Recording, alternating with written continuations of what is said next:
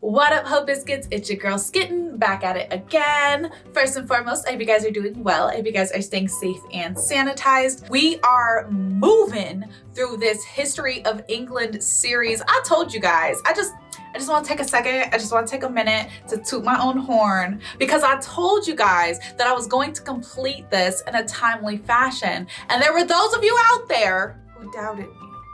And just let this show you, never doubt me, except when it's warranted, which in this case, it really was, because last time it took me a long time. Okay, let's just be for real. But here we are. I think this is week 4 and this is episode 4 of the History of England series from Extra History. The title of this one is quite simply Ashes. Now, if you guys will recall from the last episode we watched, which was the devastation of France, England managed to capture the King of France, and the King of France signed a treaty like, all right, bro, you know, we're finna pay you hella money and we're gonna cede all of this land to you, okay? And France completely falls apart. But England never gets the ransom because the king dies while he's in captivity before the ransom is paid. So now we're gonna see what the aftermath is of this land being granted to England, but they don't have any money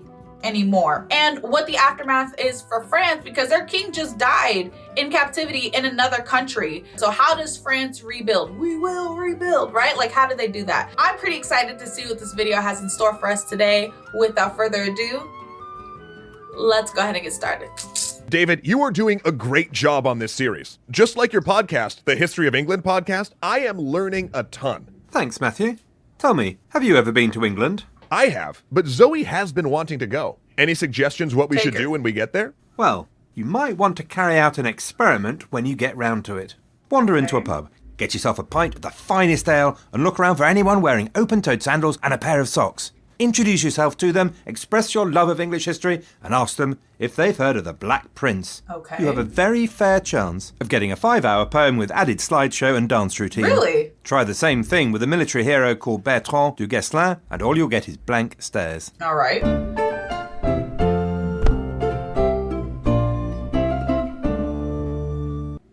If you hear a bunch of banging noises, the trash truck just decided to come through. So have fun listening to that.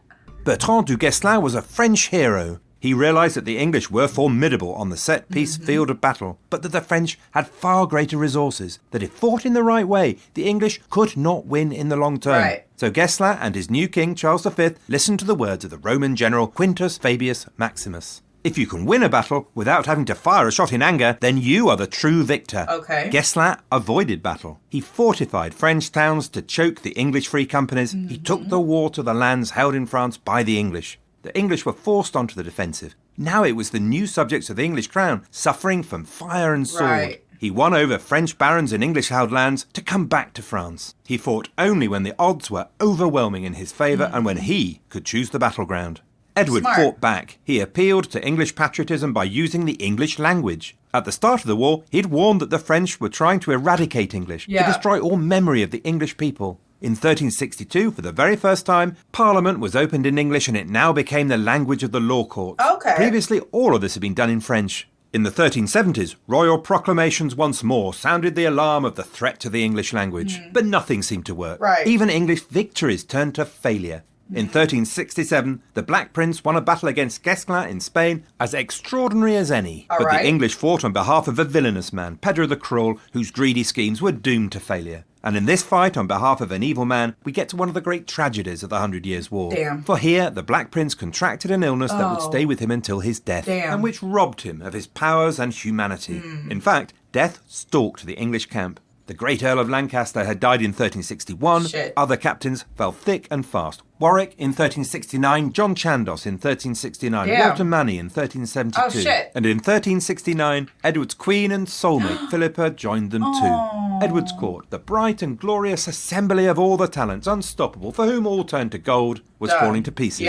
And in France, English campaigns seemed now to do nothing but wander aimlessly in the countryside, while the conquered French nobles conspired with Guesclin to open their gates to any passing French troop. As the glory turned to ashes, the strain showed. The Black Prince, supposed model of chivalry, butchered the people of Limoges with a brutality that shocked even the English. Oh. The story of Edward III and his son, the Black Prince, is in many ways a story of tragedy. Yeah. Of two men whose talents and achievements made them shining heroes of their time, exemplars of chivalry, worshipped by their contemporaries, but who saw their triumphs turn to disaster and their lives turn to personal tragedy and loss. Right. Death in 1360 would have been such a better career move. Edward's mind had become weak and enfeebled. Ugh. In the vast royal palaces, lost without his queen, Edward had taken a mistress, Alice Perrers. Alice created a clique around him through which Edward's nobles and even his sons couldn't penetrate. Alice persuaded Edward to appoint incompetents to military command on the basis that their support for her was more important than their military capability. Alice became daily richer and more powerful. In France, England's cause became more hopeless by the day. In 1373, all of what had been gained had been lost. So basically, just as quickly as things went up for England, they went back down. Oh my God, that's so sad. How absolutely galling must it have been? But like, then again, for like the everyday Englishman, none of this shit happening across the channel really means anything to you. You know what I mean? So I definitely understand that. But this is just so unfortunate because it was just such a massive victory to have. You had the King of France. But, hey man, they took too long. They waited too long. And it just didn't work out for them. And the last great captain of the glory days, the Captal de Buch, was locked in a French jail where he'd spend the rest of his days too dangerous to release. Only by the skin of their teeth did the English hang on to Gascony and Calais. Okay. Edward's personal humiliation was maybe worse. In 1375, now 63 years old, he arranged a glorious tournament and gave pride of place to his Alice. Onlookers were shocked at the sight of a mistress, treated like the queen they'd all loved. That's crazy. The tournament was a mockery, a parody of the great celebrations of chivalry of his glory days. Worse, unknown to him, Alice had secretly married someone else. What? Behind his back. What? You have the king in the palm of your hand and you married? Wow. Wow. Also, he was only 63. Like, when they said, like, his mind became weak and enfeebled, I kind of thought he was, like, getting up there in age. And that, like, maybe I had just, like, misunderstood how old he was in the previous videos. But no, he's only in his 60s. It should not be like this. Oh, God. Behind his back, Alice engaged in extortion and bribery, selling access to the king to the highest bidder. That's insanity. In fact, it was the Commons of Parliament that acted to remove Alice. The Parliament of 1376 was exceptional in refusing to dance to the tune of the great men. Edward's second son, John of Gaunt, was furious as ordinary merchants and gentry, mere commoners, set up a council, presented 141 petitions and refused to grant any taxation until the king had agreed to them. This parliament became known as the Good Parliament and is one of the very few examples of the medieval parliament asserting its power. Wow. But the end of the story had finally arrived. In May 1376, the aged and infirm Edward sat and watched his eldest son, the Black Prince, slowly die. The next year, Edward himself went into terminal decline. Around him, his household deserted him as his powers faded. When he died, the deceived and dying hero of Cressy was alone with his venal and corrupt mistress until Alice stripped the rings from his fingers and fled. Lord. But Edward had the last laugh. His reign was remembered for centuries as a golden age, and his was the face of medieval chivalry. Brave, magnificent, a warrior to his fingertips, who built a glittering court around him as close to the legendary Arthur as we'll ever get. Edward's successor was the Black Prince's son, Richard II. Okay. He was 11 in 1377. He was a Expectations baby. were high. His nobles expected a return to the good old days. Richard would surely be a chip off the old Black Prince's block. I'm 11! I want to play video games or whatever 11-year-olds used to do back then. Sadly, no one ended up being quite sure what kind of block Richard's chip actually came from. Right. The Black Prince, he was not. In 1381, a rebellion by impoverished peasants tore through London. Peasants destroyed the royal uncle John of Gaunt's Savoy Palace, ransacked London, and beheaded the Archbishop of Canterbury. Oh my God! Not a stellar recommendation for the quality of his reign. Richard was a strange personality. Artistic, intelligent, pretty, affectionate to his friends, but a poor governor of people. Tyrannical, volatile. To be a successful medieval monarch, you needed a combination of utter ruthlessness and the ability to manage a bunch of very powerful magnates. Right. Richard vacillated where he should have acted, and he acted where he should have let matters alone. Richard was a great believer in the absolute God-given primacy of the king. Yes, the will of the king was paramount. Yes, he had been anointed by God, but for all this, the king was primus inter pares, first amongst equals. He must govern with the consent of his great men and his people. Richard had another failing. He hated war. Nowadays, we might think that's pretty sensible. Right. Back then, it made him as mad as a box of cheese. Like, the unfortunate thing is not everybody is built for leadership.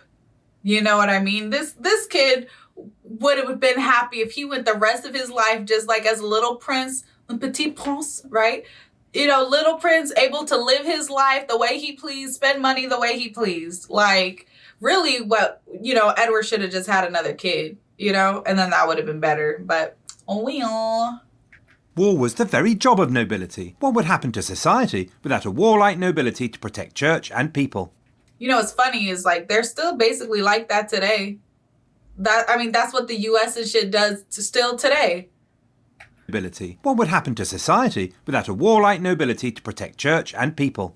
At a dramatic tournament in 1397, two men accused of treason had agreed to trial by battle to prove who was guilty and who was innocent. Okay. One of them was Henry Bolingbroke, a grandson of Edward III. As they levelled their lances and spurred their war horses forward, suddenly the king raised his wand and ordered them to stop, and he banished both of them. What? Within 2 years, Bolingbroke was back with an army, Richard was murdered alone in a cold dungeon, and Bolingbroke had become the troubled usurper, King Henry IV. Oh! Fortunately for the English, the French could take no advantage. The new French king, Charles VI, was a minor in 1380, Damn. and the French never dealt well with minorities.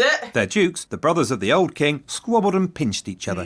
Just when Charles VI assumed power and restored balance, he began to suffer from a mental illness that would afflict him for the rest of his life. All of these nobilities suffering from freaking mental problems, bro. At one point, he was convinced he was made of glass and terrified he'd be shattered. It was a disaster for France. Meanwhile, the young man who'd fought with his father, King John at Poitiers, was now a grown man. Philip the Bold, Duke of Burgundy. I was wondering Duke what Philip happened had to become him. so fabulously wealthy and so powerful that for much of the 15th century, his dynasty was practically independent from control by the French Valois kings. And the struggle between the French crown and Burgundy would allow France once more to be ravaged by their ancient enemy.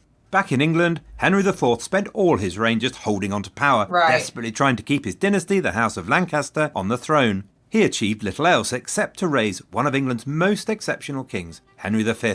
And it was Henry V that would make the French pay for their divisions.